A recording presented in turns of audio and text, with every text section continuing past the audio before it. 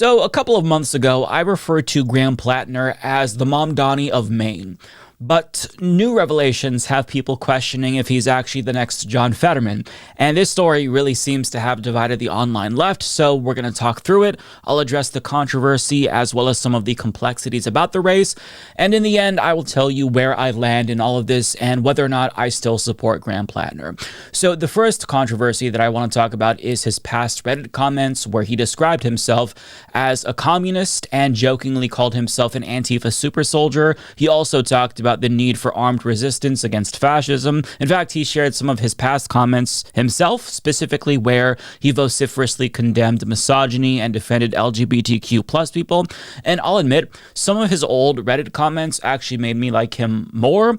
Others, however, made me like him a lot less, such as comments that he made about black people tipping. He also seemed to blame victims of sexual assault for their own sexual assaults in one post. But in response to his Reddit post history being made public, he said this. As you've probably seen, there's a story that's broken about comments I made on Reddit in an earlier part of my life. As I read through them, I read things that I absolutely do not agree with. I read through and I see things that, words and statements that I abhor. I also see the trajectory of my life. When I got back from Afghanistan in 2011. I stayed in the Army for another year. I got out in 2012.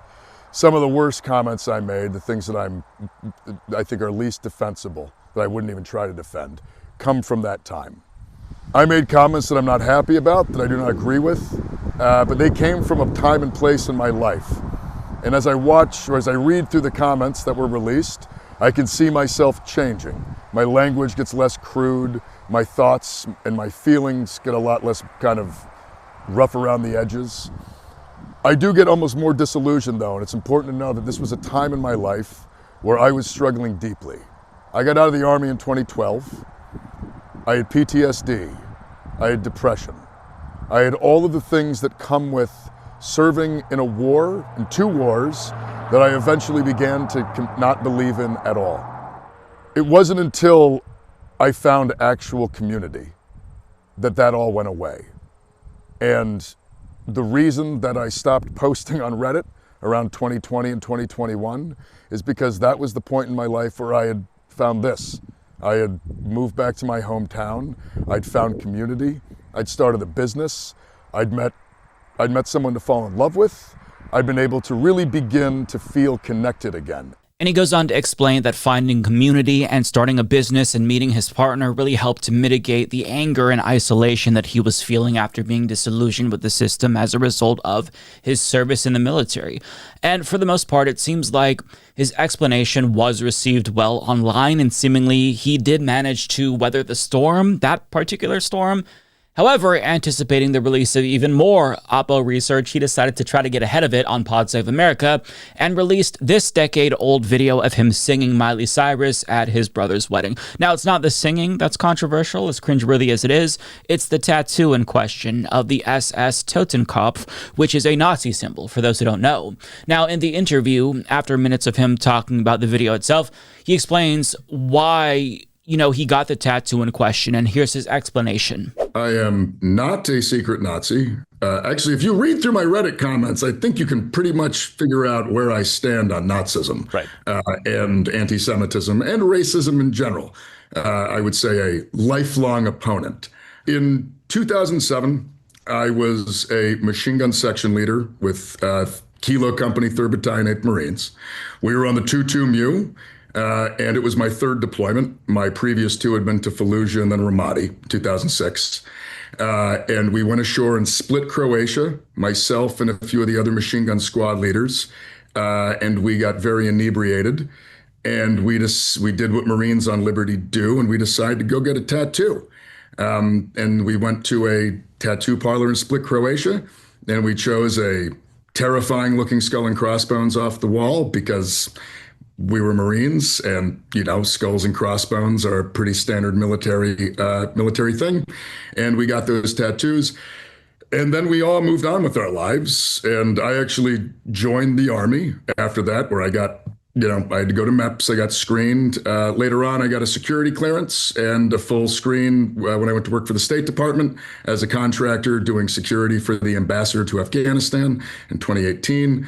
And I've also just lived my entire life like a regular person with the skull and crossbones on their chest, which by that I mean taking my shirt off, performing Miley Cyrus songs in front of my extended family.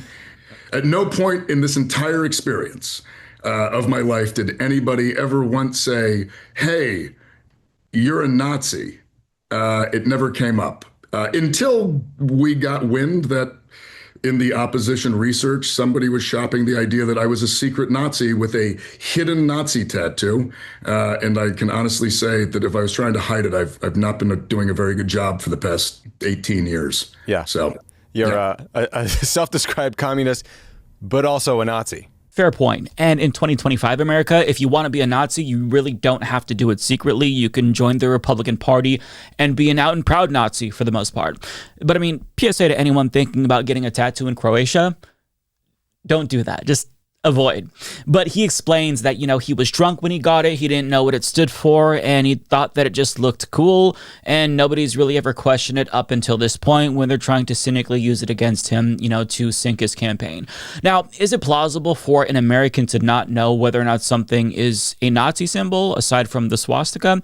Absolutely.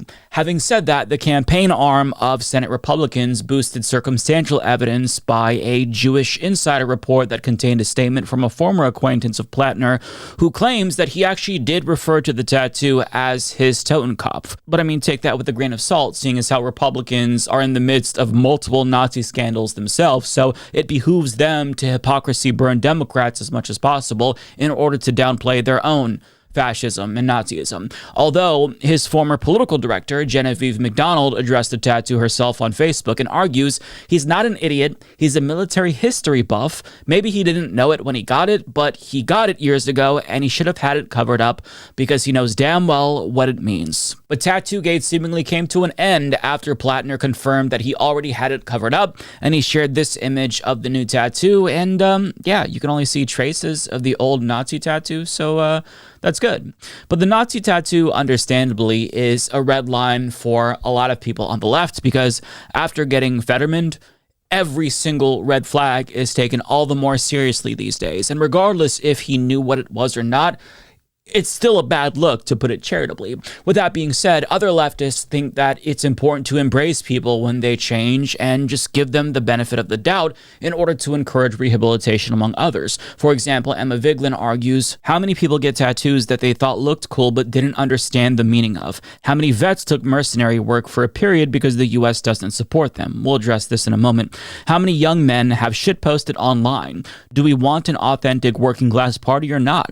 She also points to the double standard between leftist candidates and centrists, writing, censorious hall-monitor liberalism that refused to accept growth in people, unless you're a corporate centrist and all is forgiven, just ask Cuomo supporters, is far more of a threat to the Democratic Party's chances in the future than anything dug up on Graham Platner. Crystal Ball agrees, writing, for me personally, I'll take a candidate with a regrettable tattoo over one who steadfastly supported the genocide. And I think that this is a really important point because the alternative in this race is Janet Mills, who's been a vocal cheerleader for Israel's genocide of Palestine. And to that point, David Dole adds, Janet Mills, someone who actively criticized Belfast, Maine's divestment from companies associated with Israeli military, saying, I will not support any similar divestments at the state level, is absolutely laughing her ass off at the Graham Platner tattoo discourse.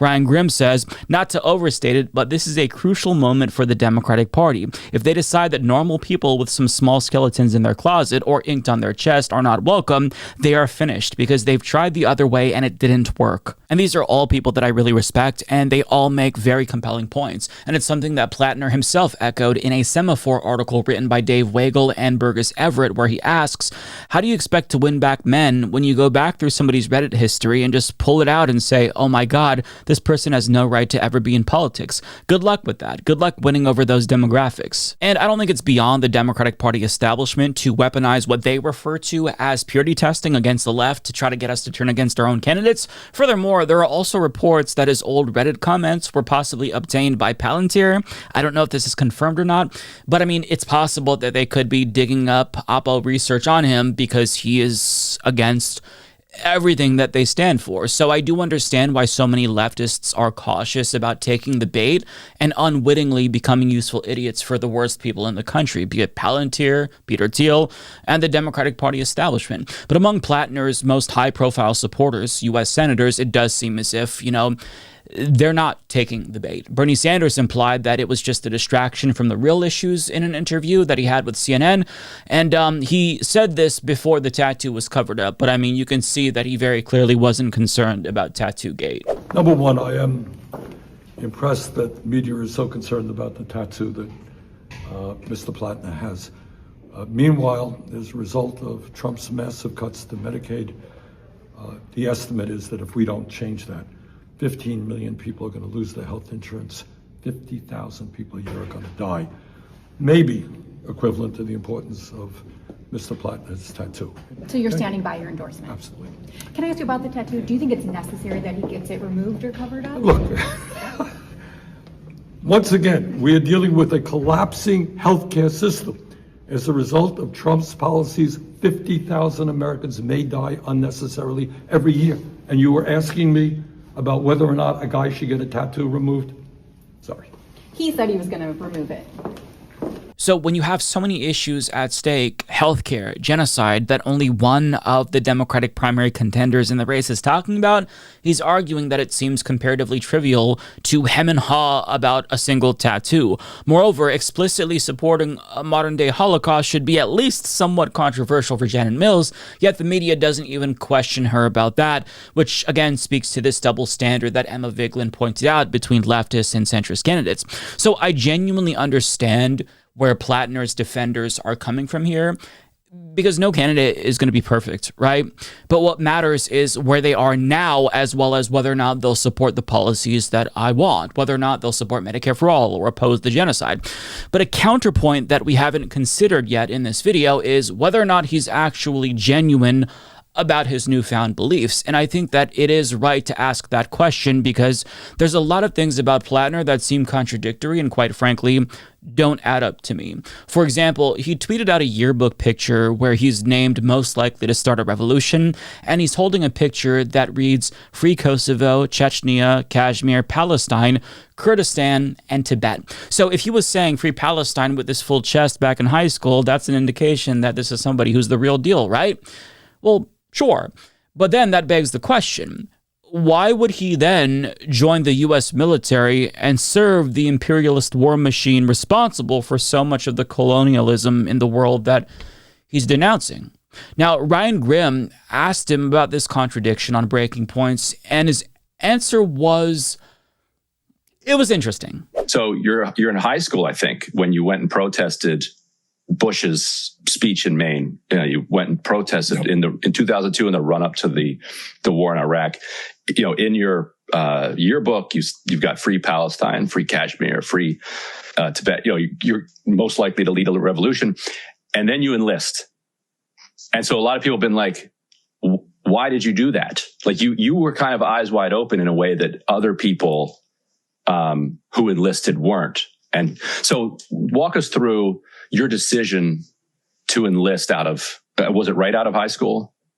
Yeah, I took a quick break to go work in the Appalachian Mountains. But yeah, I mean, I graduated, went into the woods for a while, and then joined the Corps. So, all right. Well, why? Like, what drew you to that? Given that you were already a little bit skeptical about U.S. adventurism abroad. Yeah, I mean, I think it's two things. On one hand, there was I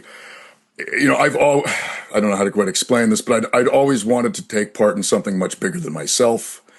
I'd always wanted to take part in big things. Like I do believe in service. I very much believe in doing what you can for your community. And, the United States, military service is just culturally a big part of that. There was a draw there, but as you mentioned, I was clearly skeptical of certain bits of American foreign policy. And the other part of it, though, is that like I was 19 and I was looking for an adventure.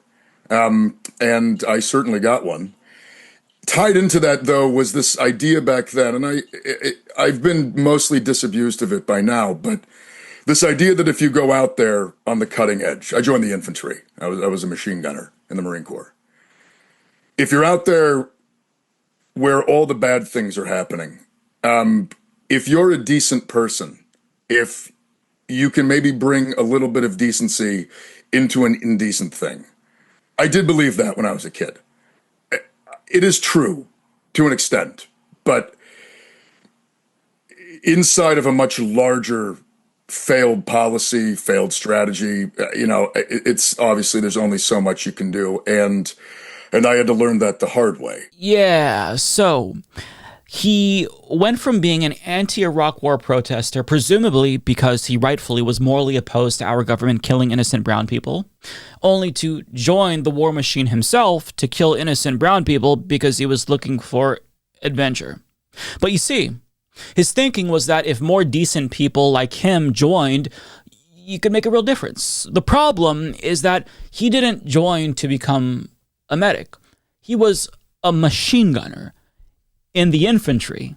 So unless he was deliberately missing at the people that he was supposed to be shooting at, I genuinely don't see how this is other than cope and cognitive dissonance from him to obscure guilt that he feels. Who knows? I don't know how you can be decent if you sign up to commit atrocities at the behest of the U.S. empire. A lot of young people join not knowing what they're getting themselves into, but the difference is that he seemingly was aware of what he was doing, but chose to do it anyway, which is a problem. But to be fair, he was still very young and said that he's mostly abandoned this point of view, and committing these atrocities is seemingly what made him feel radicalized and disillusioned with the system, and it's why he speaks out, so clearly against the war now, presumably.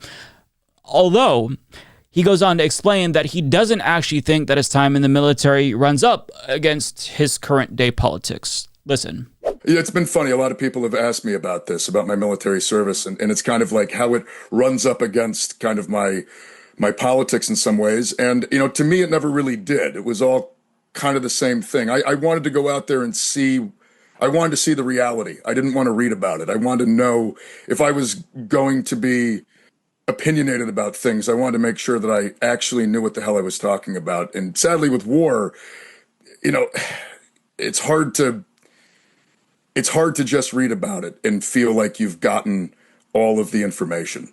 And that was one of the things that took me there. Right, but that's why you try to become a journalist who reports on foreign wars, or an aid worker, or enlist with a different branch of the military where you're not directly engaged in combat. But he was a machine gunner in the infantry.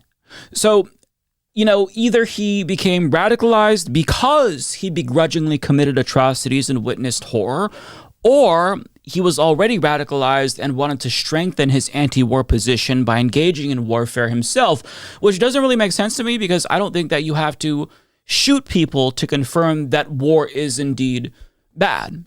So his explanation does not make any sense to me at all.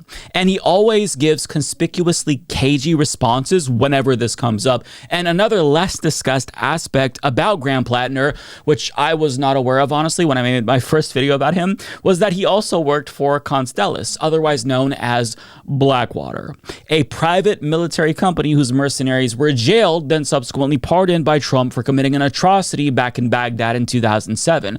And the reason why they changed their name was because they had to rebrand after doing so many war crimes, because they were basically known as War Crimes Incorporated. And I personally only learned about him working for Blackwater after I saw this, which is basically a $1,000 donation to genocide-supporting Democrat Jared Golden that he made, and you can see he lists his employer as Constellus. Now, he's also addressed this and says that the State Department had contracted with Blackwater for private security, and that was his role. He served as security to the Afghanistan ambassador. So, he was basically standing around guarding a building and not hunting down brown people for a private mercenary company known for war crimes.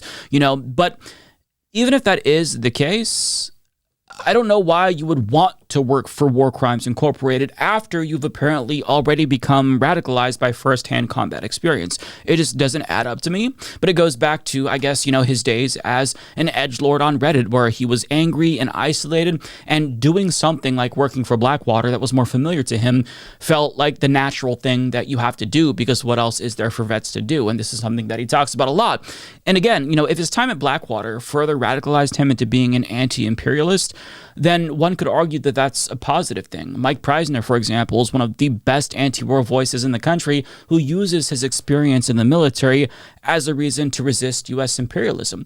The problem, however, is that even though Graham Platner has taken this anti-war position for his campaign, there are elements of his platform that do seem to contradict even that. Case in point, in his section on waste and corruption at the Pentagon, he talks about reinvesting defense spending into shipbuilding, which is presumably a reference to America's maritime capacity waning in comparison to other countries such as China. He also promises to, quote, work tirelessly to rebuild the American military. And I'm sorry, but saying the military needs to be rebuilt when the Pentagon budget is now at $1 trillion, that is a wild thing to say. I'd argue that it's actually antithetical to being anti-imperialist. And I, for one, want to cut the Pentagon budget to reinvest in people, healthcare, education, and not divert that money into an international pissing contest with China. But there's more. He also talks about addressing the military recruitment crisis, which should theoretically actually be a good thing to an anti-war veteran like himself, who's seen the horrors of war firsthand. I mean, the fact that less people are signing up to be part of the war machine that chews people up and spits them out should be a positive thing to an anti-imperialist, but to him, it's a problem that needs to be addressed. And this is unrelated, but in his section on immigration, he also calls for a strong border and a pathway to citizenship for immigrants, and argues that one can't be done without the other. And the problem is that we already have a strong border, and most undocumented immigrants aren't here because they hopped the border. They're here because they overstayed their visas, because our immigration system is broken. And I would normally say that this is a Republican talking point, but these days it is the standard Democratic Party line on immigration, unfortunately. But I mean, for a progressive, I would expect more than the standard establishment position, but I didn't really pick up on all of these details at first that I would have otherwise viewed as red flags, because I was sold on the politics. But upon further inspection, it's clear that there are more things that are concerning that I do view as red flags. But to even call these elements of his platform red flags is debatable, and it makes it seem like I'm being overly nitpicky, because I admit, not every single leftist is going to check every single box. Like most people, candidates can hold controversial, unorthodox, and even contradictory views. And at least for the last couple of years, it's clear that Graham Platner has been a consistent, committed leftist. He even called into the Majority Report a couple of years ago when he wasn't a politician. So there are a lot of reasons to believe that Graham Platner is for sure the real deal. But the question is whether or not there's enough there to be concerned that he isn't the real deal. And in my personal opinion, the answer to that question is yes. I do think there are enough red flags to be concerned about Graham Platner. And while I appreciate the good faith arguments being made by fellow leftists, I personally am out. I've seen enough to say that I don't feel comfortable promoting him on my show anymore, because I don't trust him based on what I've seen. And at the beginning of the year, I warned people that savvy Democratic candidates are going to come along and cynically adopt populist left-wing rhetoric in order to co-opt the movement for purposes of political expediency, because they know that that's going to sell. And I'm not saying that Graham Platner is doing that. I'm still not 100% convinced that he's going to Fetterman us. In fact, if I had to be more concerned about anything, it's him being another Obama more so than him being a Fetterman. If you remember, Obama campaigned as an anti-war candidate, yet he expanded Bush's drone war once he took office. But in my mind, there's enough questions about Graham Platner that make me second guess my support for him. Although, I don't live in Maine, so I can't vote for him. But if I did, I wouldn't really know what to do, because, you're given this choice between a possible Fetterman 2.0 or an Obama 2.0 and a milquetoast establishment Democrat in Janet Mills who supports a genocide. It really feels like a lose-lose situation, and the only one benefiting from all of this is Susan Collins. But I don't fault leftists for sticking with him given the alternative, and I also believe in rehabilitation. So, I mean, if Graham Platner is able to speak to my concerns and assuage my doubt, I would consider supporting him again. And by support, I mean, boosting him on my platform. But until then, I refuse to fall for it again. I am not going to put myself in the running for a fell for it again award. I've done this too many times, and I'm not going to do it again. So, I'm out. That's where I stand. And I know that that's going to be controversial, but that's just my personal opinion. So I'd be curious to know what you all think in the comment section, because I don't know if this is a hot take or not. I suspect it is. Nonetheless, that's genuinely where I stand. And, I really hope he proves me wrong, though, because we need more populist left-wing figures. But I feel like we shouldn't water down our standards in the process of trying to get people into positions of power who are populist left-wing figures, because this is how you end up with more Obamas and Fettermans as opposed to, Sanders and Mamdanis.